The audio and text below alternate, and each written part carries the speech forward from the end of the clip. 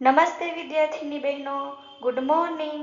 ધોરણ 12ના સંસ્કૃત વિષયના પ્રથમ વિડિયો લેક્ચરમાં આપ સૌનું સ્વાગત છે.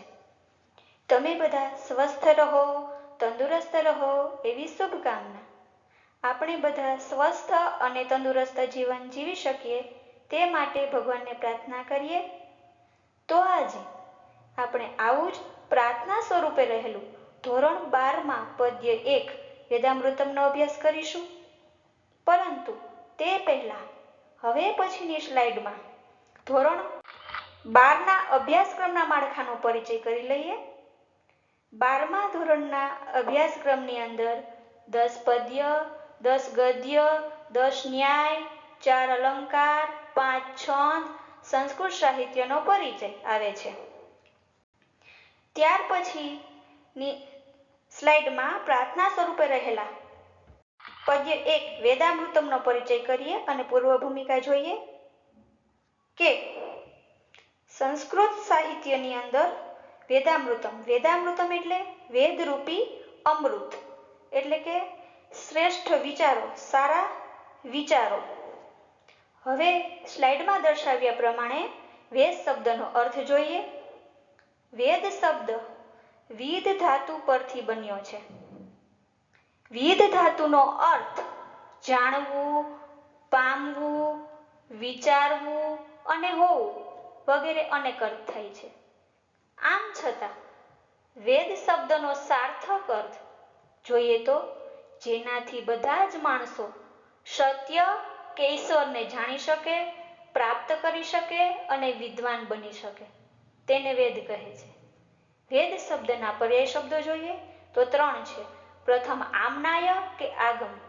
તો આમનાય કે આગમ વેદને કેમ કહેવાય છે? તો કે વિવિધ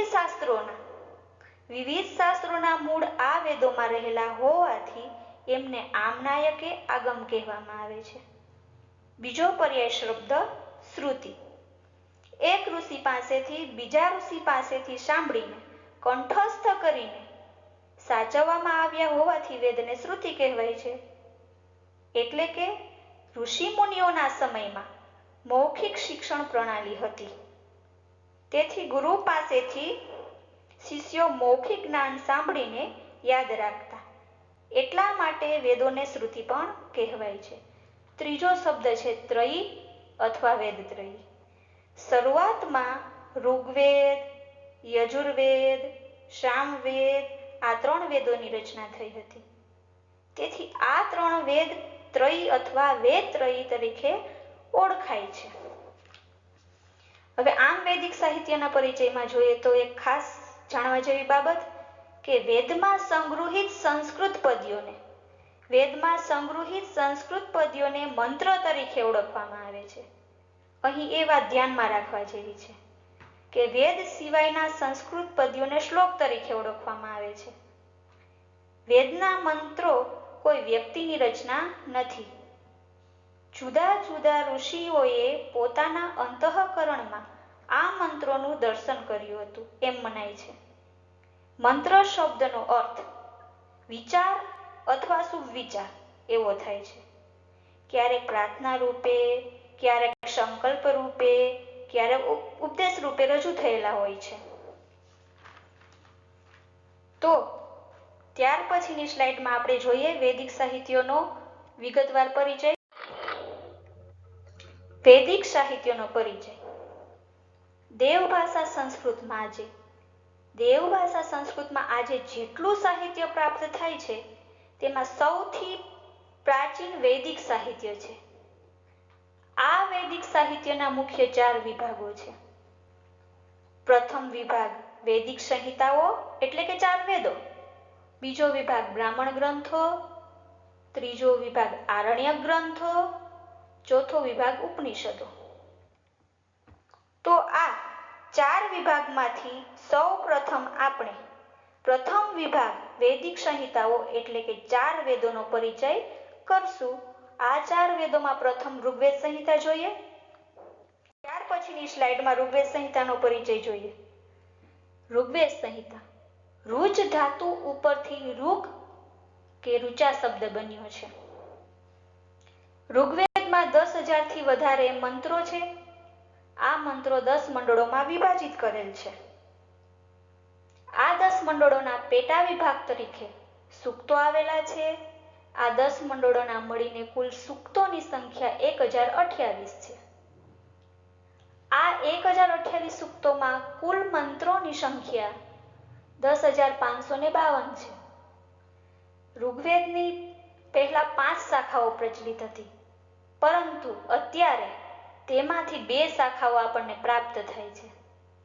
પેલી સાકલ અને બીજી બાસ્કલ.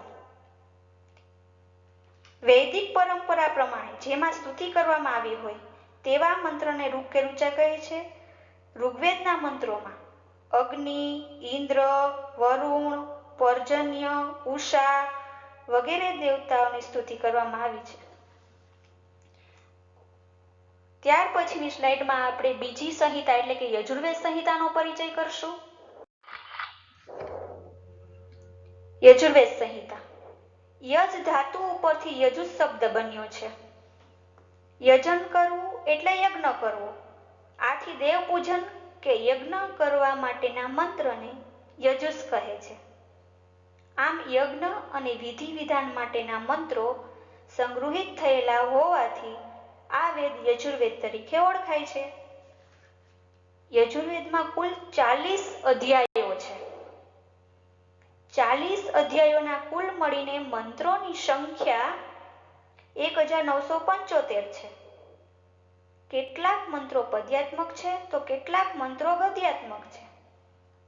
યજુર્વેદના મુખ્ય 2 વિભાગો પડે છે. પ્રથમ વિભાગ શુક્લ યજુર્વેદ, બીજો વિભાગ કૃષ્ણ યજુર્વેદ. તેમાં શુક્લ યજુર્વેદની 2 શાખાઓ છે, કાણવ અને માધ્યન દિન, જ્યારે કૃષ્ણ યજુર્વેદની 4 શાખાઓ છે, તૈત્તિરીય, મૈત્રાયણી, કાઠક, કપિષ્ઠલ, કઠ. હવે ત્રીજી સંહિતા એટલે કે સામવેદ સંહિતાનો ત્યાર પછીની સ્લાઇડમાં અભ્યાસ કરીશું. સામવેદ સંહિતા. ભારતીય સંગીત શાસ્ત્રનું મૂળ સામવેદમાં હોવાનું માનવામાં આવે છે. શામ શબ્દનો અર્થ ગતિ કે ગાન એવો થાય છે. તેથી સામવેદમાં ગાનના મંત્રોનો સંગ્રહ છે. યજ્ઞના અવસરે આ મંત્રોનું ગાન કરવામાં આવે છે. સામવેદના મંત્રોનું ગાન કરનારને ઋત્વિજ તરીકે ઓળખાય છે. વેદાનામ સામવેદો અસ્મિ. વેદોમાં હું સામવેદ છું એમ કહીને કૃષ્ણે ભગવદ્ ગીતામાં સામવેદનો મહિમા બતાવ્યો છે. સામવેદ 2 ભાગમાં વહેંચાયેલો છે. પ્રથમ ભાગ પૂર્વાચિક, બીજો ભાગ ઉત્તરાર્ચિક. પ્રથમ ભાગ પૂર્વાર્ચિકમાં કુલ 650 મંત્રો આવેલા છે, જ્યારે બીજા ભાગ ઉત્તરાર્ચિકમાં કુલ 1225 મંત્રો છે. સામવેદની અસંખ્ય શાખાઓ હતી, પરંતુ અત્યારે માત્ર 3 શાખાઓ પ્રાપ્ત થાય છે. પહેલી કૌથુમીય, બીજી રાણાયણીય અને ત્રીજી જૈમિનીય. આ ઉપરાંત સામવેદની એક વિશેષતા છે કે સામવેદના 4 પ્રકારના ગાન પ્રસિદ્ધ છે. પ્રથમ છે ગ્રામગાન, બીજું છે અરણ્યગાન, ત્રીજું છે ઉદ્ગાન અને ચોથું છે ઉહ્યગાન. આમ આ સામવેદ છે સંગીતના વેદ તરીકે પ્રખ્યાત છે. હવે ત્યાર પછીની સંહિતા એટલે કે અથર્વવેદ, ચોથી સંહિતાનો અભ્યાસ આપણે કરીશું ત્યાર પછીની સ્લાઇડમાં. અથર્વવેદ સંહિતા. જ્યારે અથર્વવેદમાં ઋગ્વેદ, યજુર્વેદ અને સામવેદ કરતા જુદા વિષયો રજૂ થયેલા છે અને કહેવાય છે કે પ્રથમ 3 વેદની રચના થઈ, ત્યાર પછી પાછળથી થોડા સમય બાદ અથર્વવેદની રચના થઈ છે. એટલા માટે તો પ્રથમ 3 વેદ એટલે કે ઋગ્વેદ, યજુર્વેદ, સામવેદ આ 3 વેદો વેદત્રયી તરીકે ઓળખાય છે. થર્વ ધાતુ ઉપરથી અથર્વ શબ્દ બન્યો છે. અથર્વ શબ્દનો અર્થ ગતિ કે ચેષ્ટાનો અભાવ એવો થાય છે. અથર્વવેદ અથર્વવેદમાં આયુર્વેદનું મૂળ હોવાનું માનવામાં આવે છે. અથર્વવેદમાં કુલ 20 કાંડ છે. આ 20 કાંડના પેટા વિભાગ તરીકે સૂક્તો આવે છે. આ સૂક્તોની સંખ્યા 736 જેટલી છે. આ 736 સૂક્તોના કુલ મળીને 6000 મંત્રો છે. અથર્વવેદમાં 9 શાખાઓ હતી, જ્યારે આજે માત્ર 2 જ શાખાઓ પ્રાપ્ત થાય છે, શૌનક અને પીપલાદ. તો આ 4 છે એ આપણે સંહિતાઓ એટલે કે ચારેય વેદોનો પરિચય કર્યો. ત્યાર પછી વૈદિક સાહિત્યનો ક્રમ બીજો, બ્રાહ્મણ ગ્રંથોનો ત્યાર પછીની સ્લાઇડમાં પરિચય કરીશું. બ્રાહ્મણ ગ્રંથો વૈદિક સાહિત્યનો બીજો વિભાગ. બ્રાહ્મણ ગ્રંથોમાં વેદમાં સચવાયેલા મંત્રોનું એક પ્રકારનું ભાષ્ય છે, જેથી વૈદિક મંત્રોનો અર્થ સરળ રીતે સમજાય તે માટે મંત્રોનો વિનિયોગ સૂચવવામાં આવ્યો છે. વિનિયોગનો આશય દૈનિક જીવનના કે યજ્ઞ વિધિ વિધાનમાં કયા પ્રસંગે કયો મંત્ર બોલવાના ઉપયોગમાં લઈ શકાય તે બાબતનો છે. હવે વૈદિક સાહિત્યનો ત્રીજો વિભાગ એટલે કે આરણ્યક ગ્રંથો, એનો પરિચય કરીએ. અરણ્ય એટલે કે વન, જંગલ. આરણ્યક ગ્રંથો એટલે અરણ્યમાં ગુરુ દ્વારા મળેલું જ્ઞાન. આ ગ્રંથોની રચના આત્મતત્વ અને બ્રહ્મ વિદ્યાની પ્રાપ્તિ માટે કરવામાં આવી એવું માનવામાં આવે છે. આમ આ 3 વૈદિક સાહિત્યના વિભાગનો પરિચય કર્યા પછી ચોથો વિભાગ આવશે ઉપનિષદ, જે આપણે ત્યાર પછીની સ્લાઇડમાં એનો અભ્યાસ કરીશું.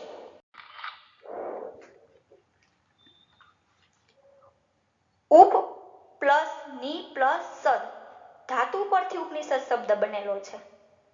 ઉપનિષદ શબ્દનો અર્થ ગુરુની પાસે નિષ્ઠાપૂર્વક બેસીને પ્રાપ્ત કરવામાં આવતું પરમ તત્વનું જ્ઞાન એવો થાય છે. ઉપનિષદોની સંખ્યા 200 કરતાં પણ વધારે છે.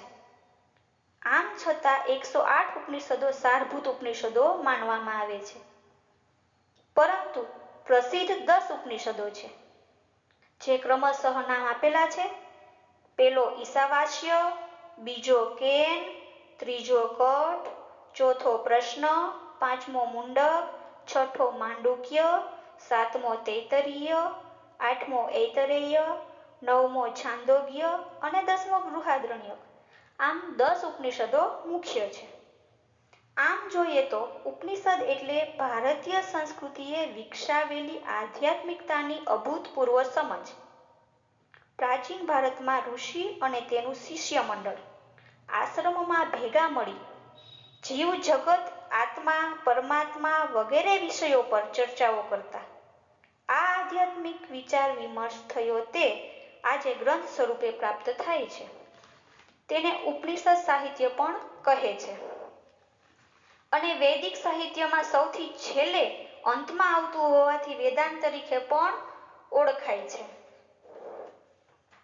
આ વૈદિક સાહિત્યની પરંપરાને અનુસરીને આ પ્રથમ વેદામૃતમના દૈનિક જીવનમાં ઉપયોગી જે 4 શીર્ષકો છે તેનો અભ્યાસ આપણે ત્યાર પછીની સ્લાઇડમાં કરીએ. આ વૈદિક સાહિત્યની પરંપરાને અનુસરીને આ પ્રથમ પદ્ય વેદામૃતમમાં દૈનિક જીવનના પ્રારંભમાં ઉપયોગી બની રહે તે માટે 4 શીર્ષકના આધારે ઋગ્વેદ, યજુર્વેદ અને અથર્વવેદ આ 3 વેદમાંથી 6 મંત્રો લેવામાં આવ્યા છે. તો આ 4 શીર્ષકનો પરિચય કરીએ. પહેલા 4 શીર્ષક. પ્રથમ શીર્ષક પ્રાણમાંજલિ, બીજું શીર્ષક પ્રાર્થના, ત્રીજું શીર્ષક સંકલ્પ, ચોથું શીર્ષક વેદોપદેશ. આ 4 શીર્ષકમાં પ્રથમ પ્રાણમાંજલિનો અર્થ સમજીએ તો ત્યાર પછીની સ્લાઇડમાં આપણે પ્રાણમાંજલિ જોઈએ. પ્રાણમાંજલિ એટલે પોતાના 2 હાથ જોડીને શ્રદ્ધાપૂર્વક માથું નમાવવાની ક્રિયા. આ પ્રાણમાંજલિ માટેના 2 મંત્રો અથર્વવેદના 10મા કાંડના સૂક્ત 7 માંથી મંત્ર 32 અને 33 લેવામાં આવ્યો છે. પરમાત્મા જયેષ્ઠ બ્રહ્મને પ્રણામ કરીને પ્રાણમાંજલિ આપી છે. હવે શીર્ષક બીજું છે પ્રાર્થના, તેનો આપણે નેક્સ્ટ સ્લાઇડમાં અભ્યાસ કરીશું. બીજું શીર્ષક પ્રાર્થના. પ્રાર્થના એટલે આપણા પોતાના પુરુષાર્થ પછી એટલે કે મહેનત પછી ખૂટતી શક્તિ મેળવવા માટે કરવામાં આવતી માગણી એટલે પ્રાર્થના. સમર્થ પાસેથી માંગવામાં આવતી સહાયતા એટલે પ્રાર્થના. આ પ્રાર્થનામાં ધન, ઐશ્વર્ય, મધુર વાણી, નિરોગીતા અને સારા દિવસો માટે ઉત્તમ પ્રાર્થના રજૂ કરવામાં આવી છે.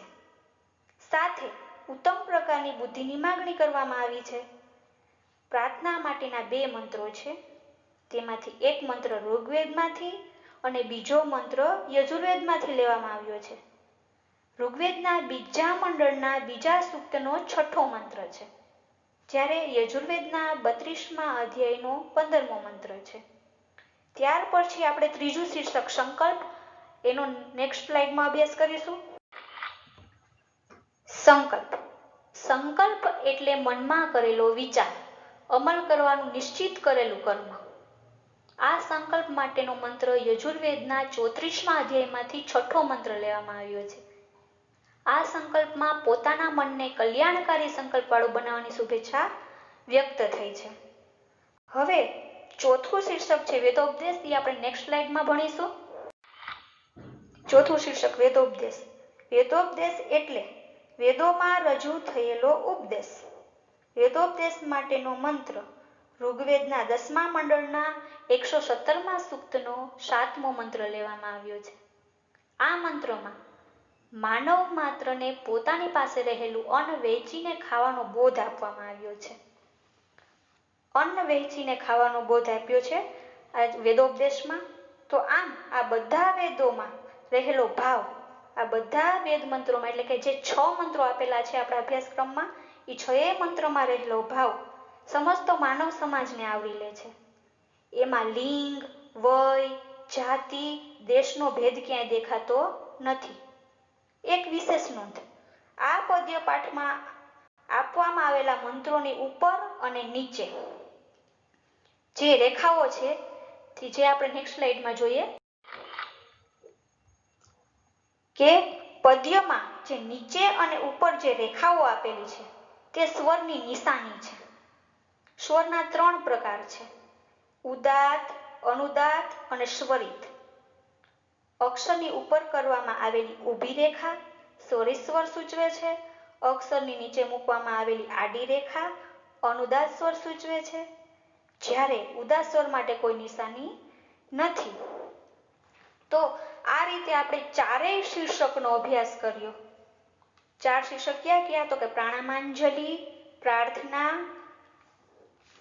ત્યાર પછી સંકલ્પ અને વેદોપદેશ. તો એ 4 શીર્ષકના આધારે આપણા અભ્યાસક્રમમાં 6 મંત્રો આપેલા છે. તો એમાંથી આપણે પહેલો મંત્ર એટલે કે પ્રાણામાંજલિનો અભ્યાસ કરીશું. મંત્ર 1 પ્રાણામાંજલિ.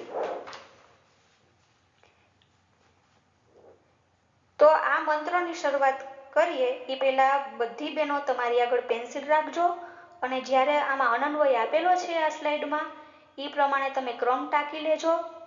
તો મંત્રની શરૂઆત કરીએ. યસ્ય ભૂમિ પ્રમાં અંતરિક્ષમ ઉત ઉદરમ દિવમ યશ્ચક્રે મૂર્ધાનમ તસ્મૈ જ્યેષ્ઠાય બ્રહ્મણે નમઃ. આ મંત્ર અથર્વવેદમાંથી લીધેલો છે. અથર્વવેદના 10મા કાંડ અને 7મા સૂક્તનો 32મો મંત્ર છે. એમની નીચે અન્વય આપેલો છે એટલે કે ક્રમ ગોઠવેલો છે ભાષાંતર માટે. એ તમે પેન્સિલથી ક્રમ નોંધી લેજો. તો હવે આપણે પહેલા શબ્દ જોઈએ કે યશ્ય. યશ્ય એટલે જેની, જે. ભૂમિ, ભૂમિ એટલે ધરતી, પૃથ્વી. પ્રમા, પ્રમાહા એટલે ઓળખ, બોધ, જ્ઞાનનું સાધન.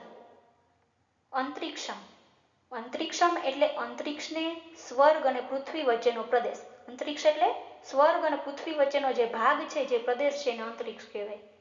ઉદરમ એટલે પેટ અથવા ઉદર. યહ એટલે જેણે. દિવમ એટલે જીવલોકને, સ્વર્ગને. દિવમ એટલે સ્વર્ગ. ખાસ ધ્યાન રાખજો, દિવમ અને અંતરિક્ષમ શબ્દમાં તફાવત છે. દિવમ એટલે સ્વર્ગ અને અંતરિક્ષમ એટલે સ્વર્ગ ને પૃથ્વી વચ્ચેનો પ્રદેશ. મૂર્ધાનમ એટલે મસ્તક, માથું. ચક્રે એટલે કર્યા છે, બનાવ્યા છે, ધારણ કર્યું છે. તસ્મે એટલે તેને, તેવા. જયેષ્ઠાય એટલે જયેષ્ઠ, સૌથી મોટા. બ્રહ્મણે એટલે બ્રહ્મને, પરમ તત્વને. નમઃ એટલે નમસ્કાર, પ્રણામ એ વંદન. તો હવે સળંગ ગુજરાતી જોઈ લઈએ. શબ્દનું ગુજરાતી જોયું, હવે સળંગ ગુજરાતી આપણે જોઈ લઈએ કે ભૂમિ જેની ઓળખ છે. ભૂમિ જેની ઓળખ છે. અંતરિક્ષ જેનું ઉદર છે. અંતરિક્ષ જેનું ઉદર છે. તથા દ્યુલોકને એટલે કે સ્વર્ગને. તથા દ્યુલોકને એટલે કે સ્વર્ગને જેણે પોતાના મસ્તક પર ધારણ કર્યા છે. તેવા જયેષ્ઠ બ્રહ્મને અમારા નમસ્કાર. તેવા જયેષ્ઠ બ્રહ્મને અમારા નમસ્કાર. ફરીથી સળંગ ભાષાંતર. ભૂમિ જેની ઓળખ છે, અંતરિક્ષ જેનું ઉદર છે, તથા દ્યુલોકને સ્વર્ગને જેણે પોતાના મસ્તક પર ધારણ કર્યું છે, તેવા જયેષ્ઠ બ્રહ્મને નમસ્કાર. હવે જયેષ્ઠ એટલે શું? જયેષ્ઠ શબ્દનો અર્થ જોઈએ તો ઉંમરમાં મોટો, પરંતુ અહીં બીજી રીતે વિચારીએ તો જયેષ્ઠ એટલે ગુણોમાં શ્રેષ્ઠ. પરંતુ અહીંયા જયેષ્ઠ શબ્દનો એ અર્થ લીધો છે કે જયેષ્ઠ એટલે કે પરમ તત્વ પર બ્રહ્મા, કે જે આ સમગ્ર સૃષ્ટિરૂપી બ્રહ્મા છે, સમગ્ર સૃષ્ટિ છે, એના માટે જયેષ્ઠ શબ્દ વપરાયેલો છે. તો ત્યાર પછી આપણે પ્રાણામાંજલિનો મંત્ર 2 લઈશું. પ્રાણામાંજલિ નેક્સ્ટ સ્લાઇડમાં મંત્ર 2. પ્રાણામાંજલિ મંત્ર 2. યસ્ય સૂર્યશ્ચક્ષુશ્ચ ઇન્દ્રમાશ્ચ પુનર્નવઃ અગ્નિમ યશ્ચક્રે આસ્યમ તસ્મૈ જયેષ્ઠાય બ્રહ્મણે નમઃ. આ મંત્ર પણ અથર્વવેદમાંથી લીધેલો છે. અથર્વવેદના 10મા કાંડ 7મા સૂક્તનો 33મો મંત્ર છે. એમ નીચે અન્વય આપેલો છે, એ તમે પેન્સિલથી ક્રમ ટાંકી લેજો પાઠ્યપુસ્તકમાં. તો હવે આ શ્લોકના પહેલા શબ્દાર્થ જોઈએ. સૂર્ય એટલે સૂર્ય, રવિ, આદિત્ય. આમાં તમારે સાથે સાથે પર્યાય શબ્દો પણ થતા જશે. એટલે સૂર્ય એટલે સૂર્ય, રવિ, આદિત્ય. યહ ચ એટલે અને. પુનઃ એટલે ફરી ફરીને, વારંવાર. નવઃ એટલે નવો થતો, નવીન. ચંદ્રમાહ એટલે ચંદ્ર, શશી, ચંદ્રમા. યસ્ય યસ્ય એટલે જેની, જેના. ચક્ષુ ચક્ષુઃ એટલે આંખ, નેત્રો, નયન. યહ એટલે જેણે. અગ્નિમ એટલે અગ્નિને. આસ્યમ એટલે મુખ, મોઢું. ચક્રે એટલે બનાવ્યું છે, ધારણ કર્યું છે. જયેષ્ઠાય એટલે જયેષ્ઠને, સૌથી મોટાને. બ્રહ્મણે એટલે બ્રહ્મને, પરમ તત્વને. નમઃ એટલે નમસ્કાર, પ્રણામ, વંદન કર્યા છે. તો હવે સળંગ ગુજરાતી જોઈ લઈએ. સૂર્ય અને વારંવાર નવીન થનારો ચંદ્રમા. સૂર્ય અને વારંવાર નવીન થનારો ચંદ્રમા જેના નેત્રો છે. જેણે અગ્નિને પોતાનું મુખ ધારણ કર્યું છે. જેણે અગ્નિને પોતાનું મુખ ધારણ કર્યું છે. તેવા જયેષ્ઠ બ્રહ્મને અમારા નમસ્કાર. ફરી રિવિઝન કરી જઈએ. સૂર્ય અને વારંવાર નવીન થનારો ચંદ્રમા જેના નેત્રો છે. જેણે અગ્નિને પોતાનું મુખ ધારણ કર્યું છે. તેવા જયેષ્ઠ બ્રહ્મને અમારા નમસ્કાર. તો આ પ્રાણામાંજલિના 2 શ્લોકની અંદર શું સમજવા મળ્યું? તો કે રૂપક અલંકાર છે આમાં, કે બંને શ્લોકની અંદર સમગ્ર સૃષ્ટિને મનુષ્યના શરીરના જેમ અંગો હોય એમ તેમ રૂપ આપી દીધેલું છે. કઈ રીતે? તો કે જેમ માનવ શરીરના અંગો હોય છે, માથું, આંખ, કાન, હાથ, પેટ, ઉદર, તેવી રીતે આ સમગ્ર સૃષ્ટિને શરીરનું રૂપ આપેલું છે. જેમ કે જે અંતરિક્ષ છે એ ઉદર છે, દ્યુલોક છે એ મસ્તક છે, સૂર્ય અને ચંદ્ર નેત્ર સ્વરૂપ છે, તથા અગ્નિ જેનું મુખ છે. એવા પરમાત્માને કલ્પના કરી અને વંદન કરવામાં આવ્યા છે. આ સમગ્ર સૃષ્ટિ રૂપી પરમાત્માને મનુષ્ય શરીરનું રૂપ આપીને પ્રણામાંજલિ અર્પણ કરેલી છે. તો આજે આપણે આ પ્રણામાંજલિના 2 મંત્રનો અભ્યાસ કર્યો, એટલે કે વેદામૃતમમાં 6 શ્લોક આપેલા છે, એ 6 માંથી 2 શ્લોકનો અભ્યાસ કર્યો. એ તમે રિવિઝન કરી લેજો. નેક્સ્ટ વિડીયોમાં આપણે પ્રાર્થના, ત્યાર પછી સંકલ્પ અને વેદોપદેશ એના મંત્રોનો અભ્યાસ કરીશું.